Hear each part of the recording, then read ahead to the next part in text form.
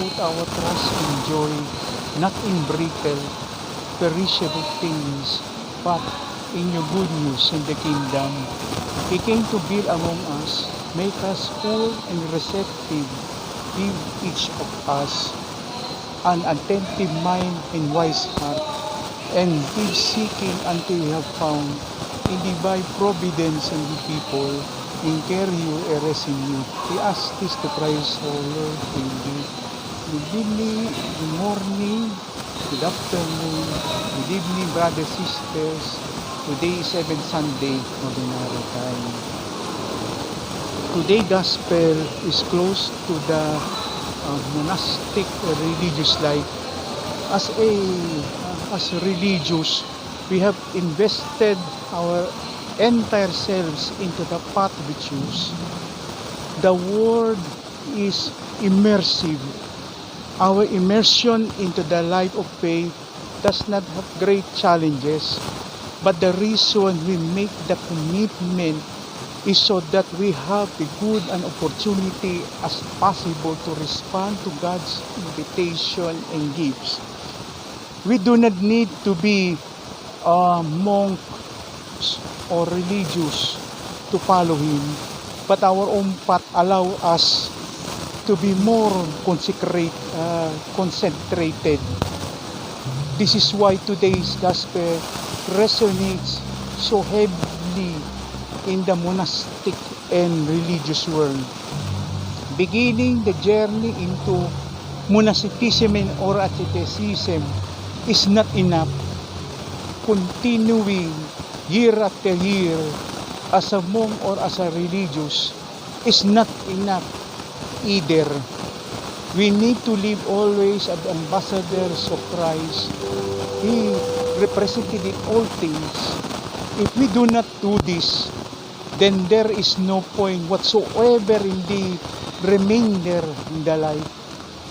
This is our calling, to become His children, to find close unity with Him, whilst living in community. Our purchase of this field concentrates us, immerses us, but it's not easy road to set our boundaries and live within them for the rest of your life. But the reason we do this is for the treasures of eternal life in God. So we pray today for all those following their vocation. May we find the treasures and never cease in this life to work for the coming of the kingdom. Amen. My brother and sister, God our Father loved us so much. He gave us His Son Jesus for us. Trusting in His love, let us bring our prayers to Him and say, Lord, hear our prayers. For the Holy Father, Pope Leo XIV, the Bishop, Priest, Deacons, and Religious, may they always find in Jesus the true treasure of their lives and serve with humility, fidelity, fraternity, and love. We pray, Lord, hear our prayer. For our civil servants, may they seek the good of all and serve with honesty, letting go of selfish and ambition. We pray, Lord, our prayer. For those who do not yet believe or searching for Him, may find Jesus and come to His love. We pray, Lord, in our, for all of us, Christian community, that we may not life, show the word of God.